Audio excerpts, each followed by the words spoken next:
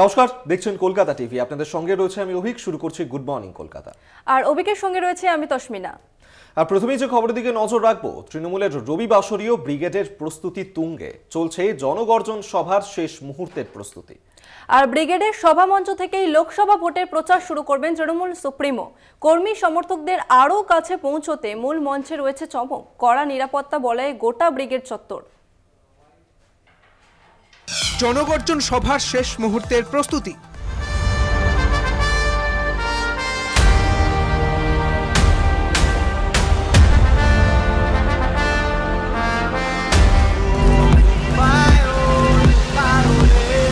জনগণের গর্জন, বিরোধীদের বিসর্জন, এই স্লোগানকে সামনে রেখে তৃণমূল নেত্রী মমতা বন্দ্যোপাধ্যায়ের আগামীকাল ব্রিগেডের সমাবেশ থেকে বিজেপিকে রাজ্য থেকে হটানোর ডাক দেবেন। এই মঞ্চ থেকে তৃণমূল নেত্রী মমতা বন্দ্যোপাধ্যায় এবং অভিষেক বন্দ্যোপাধ্যায় এই র্যাম্পের মাধ্যমে হেঁটে একেবারে জনগণের মাঝখানে পৌঁছে যাবেন। মঞ্চের সামনে ডান ও বাম দিকে 330 ফুট র্যাম্প, ভিক্টোরিয়া মেমোরিয়ালকে পিছনে রেখে তৈরি মূল মঞ্চ। প্রথম মঞ্চটি 200 ফুট ও দ্বিতীয় মঞ্চটি 200 ফুট দীর্ঘ। শাসক শিবিরের সভাকে কেন্দ্র করে নিশ্ছিদ্র নিরাপত্তায় মোড়া হয়েছে গোটা ব্রিগেড চত্বর। মঞ্চের চারপাশে রয়েছে কড়া নিরাপত্তা বলয়। নিরাপত্তা নিশ্চিত করতে শনিবার গোটা মঞ্চ ঘুরে দেখে স্নিফার ডগ, রয়েছে বোম স্কোয়াডও। মেটাল ডিটেক্টরের মাধ্যমে পরীক্ষা করা হয় মূল মঞ্চ, র্যাম্প সহ গোটা এলাকা। শেষ মুহূর্তের প্রস্তুতি খতিয়ে দেখতে ব্রিগেডে আসেন তৃণমূলের সেনাপতি অভিষেক বন্দ্যোপাধ্যায়। সারা বাংলা আগামীকাল যেভাবে গর্জন করবে তার প্রতিফলন দেখা যাবে এই ব্রিগেডের মহা জনসমুদ্রে। এ যাবৎকালের বৃহত্তম ঐতিহাসিক ব্রিগেড প্যারেড সমাবেশ হতে চলেছে আগামীকাল 10ই মার্চ 2024 ব্রিগেড প্যারেড ময়দানে। ইতিমধ্যেই রাজ্যের বিভিন্ন প্রান্ত থেকে তৃণমূলের কর্মী সমর্থকেরা আসতে শুরু করেছে কলকাতায়। নেতাজি ইনডোর স্টেডিয়াম সহ একাধিক জায়গায় তাদের থাকা খাওয়ার ব্যবস্থাও করেছে তৃণমূল নেতৃত্বের দাবি, সভায় 10 থেকে 15 লক্ষ তৃণমূল কর্মী সমর্থকের জমায়েত হবে। ব্রিগেড প্যারেড গ্রাউন্ড থেকে ক্যামেরায় আনন্দ চক্রবর্তীর সঙ্গে দেবজ্যোতি ঘোষ, কলকাতা টিভি। আর এই মুহূর্তে যে খবরের দিকে নজর রাখবো, শেখ শাহজাহান তাকে আজকে বসিরহাট মহকুমা আদালতে পেশ করা হবে এবং তার আগে নিজাম প্যালেস থেকে তাকে সেখান থেকে বের করে নিয়ে আসা হবে। তার আগে কড়া নিরাপত্তার চাদরে মুড়ে ফেলা হয়েছে নিজাম প্যালেস চত্বর। সেই ছবি এই মুহূর্তে সরাসরি দেখাচ্ছি আপনাদেরকে, যেখানে সরবেরিয়ার বেতাজ বাদশাহ শেখ শাহজাহান, যাকে কলকাতা হাইকোর্টের নির্দেশের পর সিবিআই নিজেদের হেফাজতে পেয়েছিল, আজ তাকেই নিজাম প্যালেস থেকে বসিরহাট মহকুমা আদালতে সেখানে নিয়ে যাওয়া হবে এবং আজ বসিরহাট আদালতে সেখানে পেশ করা হতে চলেছে শেখ শাহজাহানকে। এক কোম্পানি বাহিনী নিয়ে আজকে বসিরহাটে যাবে কেন্দ্রীয় তদন্তকারী সংস্থা। সেই ছবি এই মুহূর্তে দেখাচ্ছি আপনাদেরকে, দেখতে পাচ্ছেন। আমরা সরাসরি এই মুহূর্তে আপনাদেরকে নিয়ে যাব নিজাম প্যালেসে। সেখানে আমাদের সঙ্গে রয়েছেন প্রতিনিধি রিয়া মাঝি। রিয়া, বসিরহাট আদালতে আজকে তাকে পেশ করা হবে এই মুহূর্তে নিজাম প্যালেস চত্বর, সেখানে কি ছবি ধরা পড়ছে?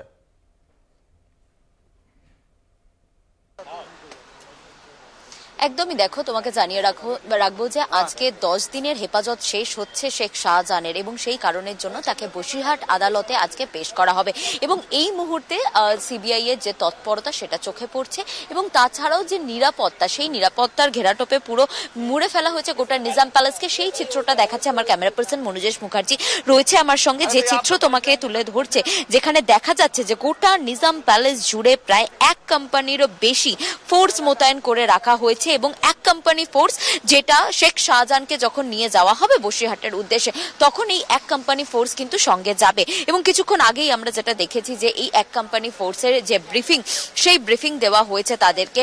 অর্থাৎ আমরা জানি যে ইডি যখন 5 তারিখে গিয়েছিল সরবেরিয়া, যেখানে তাদের ওপরে হামলা হয়েছিল, তারপর থেকেই কিন্তু ইডি বা সিবিআই যে কোনো কেন্দ্রীয় সংস্থা যখন তারা যে কোনো রেডে যাবে বা যে কোনো বড় হাই প্রোফাইল কেসে তারা বেরোবেন এবং যে কোনো ছোটখাটো রেড যাই হোক না কেন তাদের সঙ্গে যে ফোর্স যাবে সেই ফোর্সের হাতে কাঁদানে গ্যাস থেকে আরম্ভ করে তাদের ঢাল, লাঠি, হেলমেট এইগুলো যাতে মাস্ট থাকে এই বিষয়টা কিন্তু নজরে রাখার জন্য এবং নিশ্চিত করার জন্য কিন্তু বলা হয়েছে। এবং এই মুহূর্তে তোমাকে যে চিত্র দেখা যাচ্ছে সেখানে কিন্তু ফোর্স যে গাড়িতে উঠবে শেখ শাহজাহানকে নিয়ে অফিসাররা, সেই গাড়ির আশেপাশে তুমি যে ফোর্স দেখতে পাচ্ছ যাতে কোনো রকম অপ্রীতিকর কোনো ঘটনা না ঘটে, ল অ্যান্ড অর্ডার সিচুয়েশনের যাতে তৈরি না হয় সেই বিষয়টাই কিন্তু মূলত তারা নজরে রাখছেন এবং সেই কারণের জন্য এত ফোর্স মোতায়েন করা রাখা হয়েছে। এবং সেই বসিরহাট নিয়ে যাবে, অর্থাৎ এই যে সন্দেশখালীর ত্রাস বলা চলে বা এই যে সন্দেশখালীর বাঘ বলে যাকে বলা হয়েছিল শেখ শাহজাহান, তাকে নিজের ডেরায় নিয়ে যাচ্ছে এবং সেই কারণের জন্যই কিন্তু প্রচুর প্রচুর ফোর্স মোতায়েন করে রাখা হয়েছে। এই মুহূর্তে যেটা দেখা যাচ্ছে নিজাম প্যালেসে একদম শেষ মুহূর্তের প্রস্তুতি দেখা যাচ্ছে সিবিআই এর, প্রচুর ফোর্স যেমন রাখা হয়েছে একা সাইডে কিন্তু যেটা দেখা যাচ্ছে যে প্রচুর অফিসাররা তারাও কিন্তু যাবেন, অর্থাৎ আইও সহ যে একাধিক অফিসাররা তারাও যাবেন, প্রচুর গাড়ি এখানে রাখা হয়েছে। ইতিমধ্যেই তোমাকে জানিয়ে রাখবো যে 20 থেকে প্রায় 25টা গাড়ি ফোর্স নিয়ে তারা কিন্তু আজকে এই বসিরহাট মহকুমা আদালতে যেখানে পেশ করা হবে তার উদ্দেশ্যে বেরোবে। এবং তার পাশাপাশি তোমাকে জানাবো যে এতদিন ধরে এই শেখ শাহজাহানকে যে জিজ্ঞাসাবাদের পর্ব ছেড়েছে, কারণ এর আগে আমরা দেখেছি যে সিআইডির হাতে ছিল শেখ শাহজাহান, তারপরে হস্তান্তর করা হলো সিবিআই এর হাতে এবং সিবিআই কিন্তু মূলত 4টে দিন তারা নিজেদের হেফাজতে পেয়েছে এবং এই 4 দিনে তাকে লাগাতার জিজ্ঞাসাবাদ করা হয়েছে। এবং যে জিজ্ঞাসাবাদের মধ্যে মূল যেটা ছিল যে ইডির ওপরে যে হামলা হয়েছিল 5 তারিখে সেটা নিয়ে, এবং সেই বিষয়ে কোনোভাবেই কিন্তু কোনো রকম মুখ খোলেননি বলে এমনটাই জানা গিয়েছে। এবং তার ফোনের খোঁজ করছে, যেখানে সিডিআর চেক করা হয়েছিল এবং সিডিআরের বাইরে সেটাও চেক করছে সিবিআই কর্তারা এবং সেটা থেকেও কিন্তু পাওয়ার চেষ্টা করছে যে যখন তিনি ফোনের সিম খুলে দিয়েছিলেন, ইন্টারনেট ইউজ করে তিনি যখন কথা বলেছিলেন, কাদের সাথে কথা বলেছিলেন, কি অ্যাপ ইউজ করেছিল এবং তার লোকেশনই বা কি ছিল, সেই কারণের জন্যই কিন্তু এখন আইপিডিআর অ্যানালিসিস করছে সিবিআইরা। এবং আজকে যখন তাকে কোর্টে নিয়ে যাওয়া হচ্ছে, তাকে পেশ করা হবে এবং যেটা সিবিআই সূত্রে খবর যে আবারও তাকে কিন্তু এর আগে যেহেতু সিআইডির হেফাজতে ছিল এবং মাত্র 4 দিন সিবিআই কর্তারা তাকে নিজেদের হেফাজতে পেয়েছে, আর মাত্র 4 দিন পড়ে রয়েছে, অর্থাৎ 14 দিনের মধ্যে আর 4 দিন পড়ে রয়েছে। এই 4 দিনও সিবিআই কর্তারা কিন্তু তাকে নিজেদের হেফাজতেই চাইবে বলে এমনটাই কিন্তু সূত্র মারফত জানা যাচ্ছে। তবে ইতিমধ্যেই যেটা দেখা যাচ্ছে যে প্রচুর ফোর্স মোতায়েন করে রাখা হয়েছে যাতে কোনো রকম অপ্রীতিকর ঘটনা না ঘটে, কোনো রকম ল অ্যান্ড অর্ডার সিচুয়েশন যদি হয় যাতে তড়িঘড়িভাবে সেটা হ্যান্ডেল করা যায়, সেই কারণের জন্যই কিন্তু মূলত এক কোম্পানি ফোর্স নিয়ে, বিশাল বাহিনী নিয়ে, প্রচুর অফিসারকে নিয়ে কিন্তু এই শেখ শাহজাহানের প্রোডাকশনে নিয়ে যাওয়া হচ্ছে। ঋষি, একেবারে রিয়া, অবশ্যই তুমি সেদিকে নজর থাকো। আপাতত তোমায় ধন্যবাদ, পরবর্তী সময় আবারও আপডেট নেব। তবে শেখ শাহজাহান আজকে তাকে বসিরহাট আদালতে পেশ করা হবে এবং এখনো পর্যন্ত তাকে যে জিজ্ঞাসাবাদ করেছে সিবিআই, সেক্ষেত্রে বেশ কিছু তথ্য এখনো পর্যন্ত উঠে আসেনি, তাই ফের একবার নিজেদেরই হেফাজতে চাইবে আজকে সিবিআই, তাকে জিজ্ঞাসাবাদ করার প্রয়োজন রয়েছে।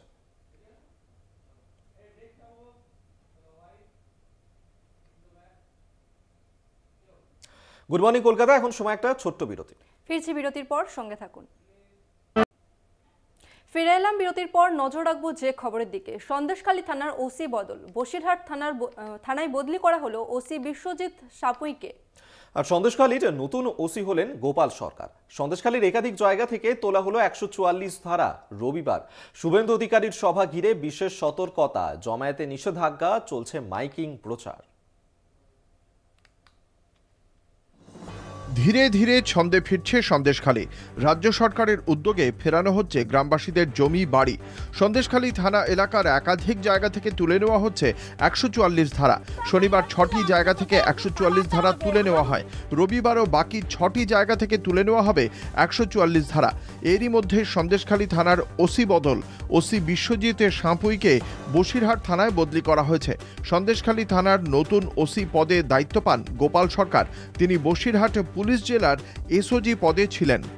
সন্দেশখালী থানার বিরুদ্ধে একাধিক অভিযোগ উঠেছে। গ্রামবাসীদের অভিযোগ, জমি বাড়ি কেড়ে নেওয়ার বিরুদ্ধে থানায় একাধিক অভিযোগ দায়ের হলেও কোনো ব্যবস্থা নেওয়া হয়নি। অত্যাচার নির্যাতনের অভিযোগের মুখে নিশ্চুপি থেকেছে সন্দেশখালী থানা। এবার সেই অভিযোগের ভিত্তিতেই ওসি বদলের সিদ্ধান্ত নেওয়া হয়েছে বলে মনে করা হচ্ছে।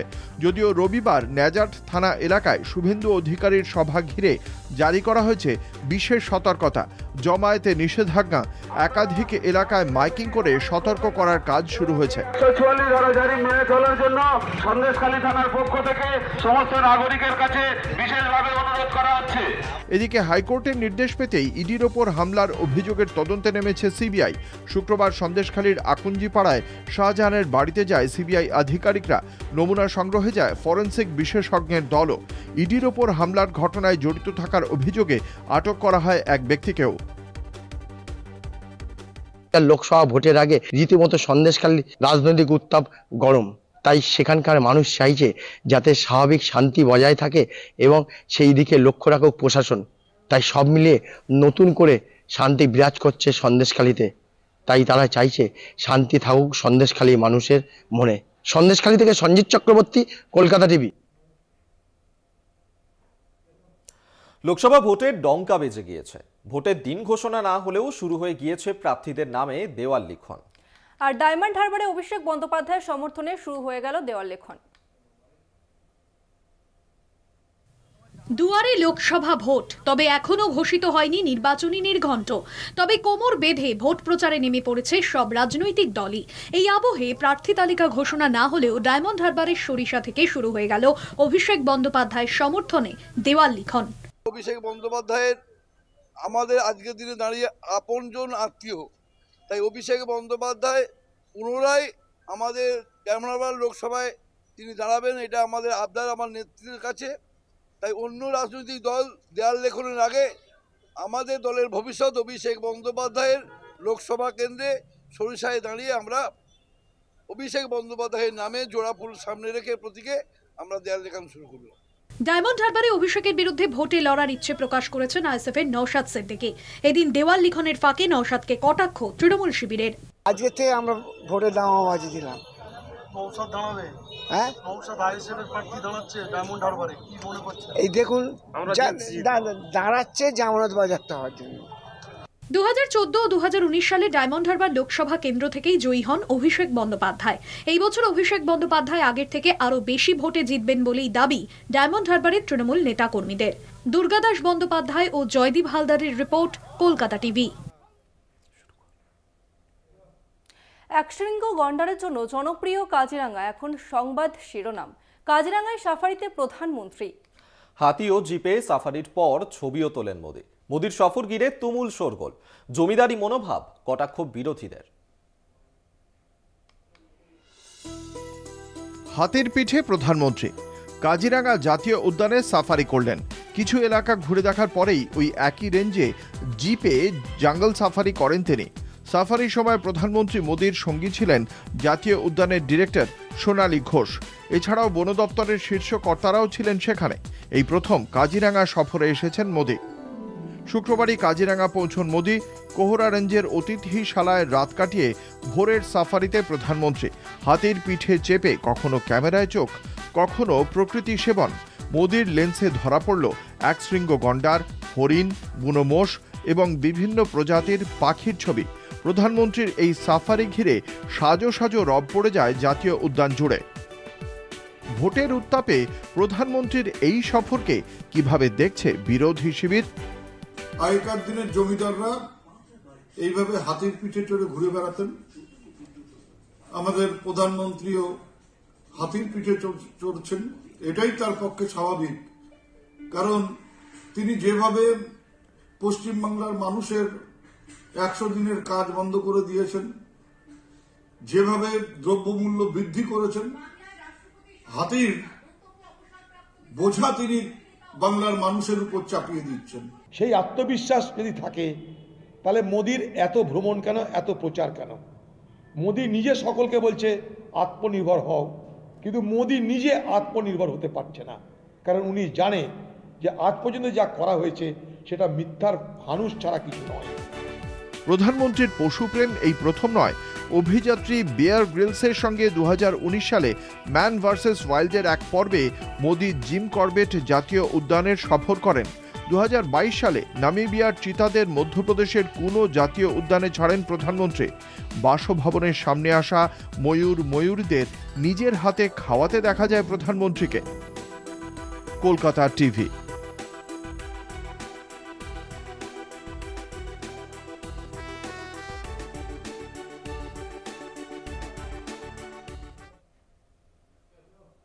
Good morning Kolkata. এখন সময় আরো একটা বিরতির।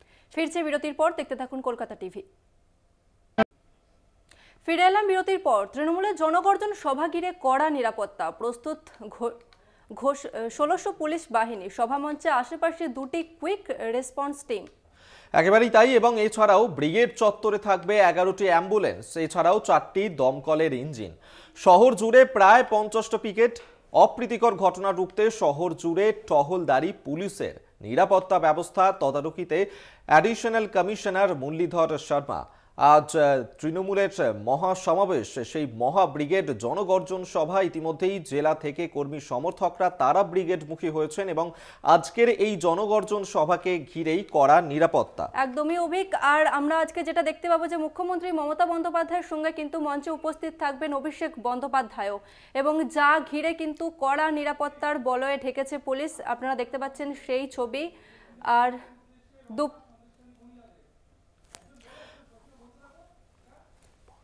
একেবারেই তাই, এবং আজকে পুলিশ বাহিনী তারা মোতায়েন রয়েছে। বিভিন্ন জায়গায় পুলিশ পিকেট করা হয়েছে। সভা মঞ্চের আশেপাশে 2টি কুইক রেসপন্স টিম রয়েছে। এছাড়াও ব্রিগেড চত্বরে সেখানে থাকবে 11টি অ্যাম্বুলেন্স, 4টি দমকল ইঞ্জিন। ইতিমধ্যেই এই ব্রিগেডমুখী হয়েছে বিভিন্ন জেলা থেকে তৃণমূলের কর্মী সমর্থকরা। সন্দেশখালীর মহিলারাও তারাও কিন্তু আজকে এই ব্রিগেডে যোগ দেবেন এবং সেই কারণে তারাও এই মুহূর্তে ব্রিগেডমুখী হচ্ছেন। সন্দেশখালীর ঘটনা, যা খবরের শিরোনামে ছিল, শেখ শাহজাহানকে কেন্দ্র করে একাধিক মানুষ সেখানে অভিযোগ জানিয়েছিলেন। সন্দেশখালীর যে মহিলারা তারা এবার যেতে চলেছেন, সামিল হতে চলেছেন আজকের এই জনগর্জন সভাতে। একদমই অভিক, এবং কোনো রকম অপ্রীতিকর ঘটনা এড়াতে কিন্তু পুলিশের কড়া নিরাপত্তা রয়েছে। আর ইতিমধ্যেই জেলা থেকে বিভিন্ন মানুষ কিন্তু ব্রিগেড সমাবেশে উপস্থিত হওয়ার জন্য হাজির হচ্ছেন। দূর দূরান্ত থেকে কিন্তু মানুষ আসছেন, অর্থাৎ বলা যেতে পারে বিশাল সমাবেশ হতে চলেছে, এবং যেখানে মুখ্যমন্ত্রী মমতা বন্দ্যোপাধ্যায়ের পাশে কিন্তু উপস্থিত থাকবেন অভিষেক বন্দ্যোপাধ্যায়। একেবারেই তাই তসমিনা, এবং সেই ছবি এই মুহূর্তে দেখাচ্ছি যেখানে সন্দেশখালীর মহিলারা তারা বাসে করে ব্রিগেডের উদ্দেশ্যে রওনা দিচ্ছেন, এবং সেই ছবি আপনাদের সামনে আমরা তুলে ধরছি। আমরা এই নিয়েই কথা বলবো। সঞ্জিত চক্রবর্তী সরাসরি আমাদের সঙ্গে রয়েছেন প্রতিনিধি। সঞ্জিত, সন্দেশখালীর মহিলারা তারাও আজকে এই জনগর্জন সভায় উপস্থিত থাকবেন, তারাও ব্রিগেডমুখী হচ্ছেন, কি ছবি ধরা পড়ছে, কি বলছেন তারা? মমতা বন্দ্যোপাধ্যায় যে কলেজ স্কোয়ারে যে নারী দিবসের মহিলাদের মিছিল ছিল, সেখানেও সন্দেশখালী একাধিক মহিলারা সেখানে গিয়েছিল, সন্দেশখালী বিস্তীর্ণ অঞ্চল। আর আজকে জনগর্জন সভা অর্থাৎ ব্রিগেডে, সেই সভার উদ্দেশ্যে কিন্তু সন্দেশখালীর একাধিক দ্বীপ অঞ্চল থেকে, যেমন নদীপথে নৌকায় করে আসছেন, দামাকালী, লেবুকালী সহ একাধিক জায়গায়, সেখানে কানমারিতেও কিন্তু যেখান দিয়ে দেখাচ্ছে এসে তারা সরাসরি যে বাসে করে কলকাতার উদ্দেশ্যে রওনা দিয়েছে। আমি যেখানে দাঁড়িয়েছি সন্দেশখালীর কানমারি বাজার, আমি সরাসরি এখানকার তৃণমূল কর্মী সমর্থকদের সাথে কথা বলবো। এই সন্দেশখালী অত্যন্ত তাৎপর্যপূর্ণ সম্মতিকালে আজ কি করতে আশা করছেন আপনারা? আমরা শুধুমাত্র নেতৃত্বে আমাদের এখানে বিধায়কের নেতৃত্বে আমরা যাচ্ছি, প্রায় 180 থেকে 200 গাড়ি আমাদের যাচ্ছে।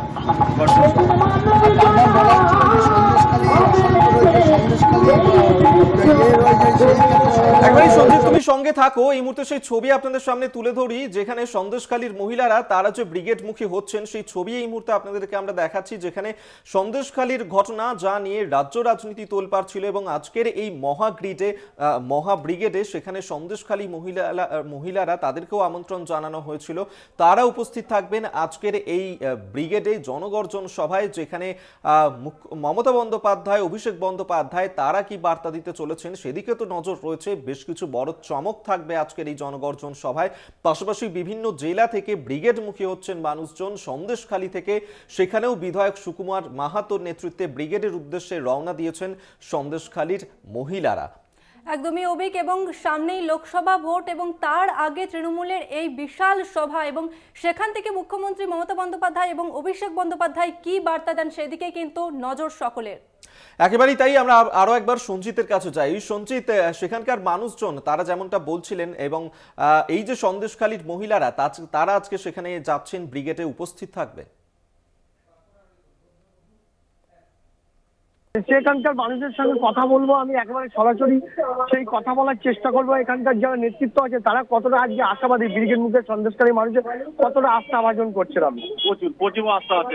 আজকে ব্রিগেড ভরে যাবে, আজকে ব্রিগেড ভরে যাবে। আজকে দিদির ডাকে জনগণের সবাই ব্রিগেড ভরে দেবো আমরা, এবং ভরে যাবে এইটুকু আশা রাখি আমরা। সন্দেশকালী বারবার খবরের শিরোনামে বারবার বলা হচ্ছে, সেই জায়গাতে কতটা সন্দেশকালী একেবারেই তাই সঞ্জিত, বোঝা যাচ্ছে। অবশ্যই দিকে নজর থাকবে। আপাতত তোমাকে ধন্যবাদ। সমস্যা হয়েছিল যে নারী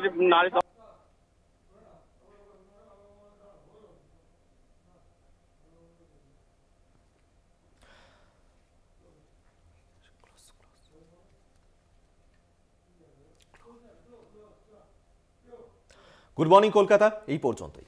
দেখতে থাকুন কলকাতা টিভি, রাত দিন 7 দিন।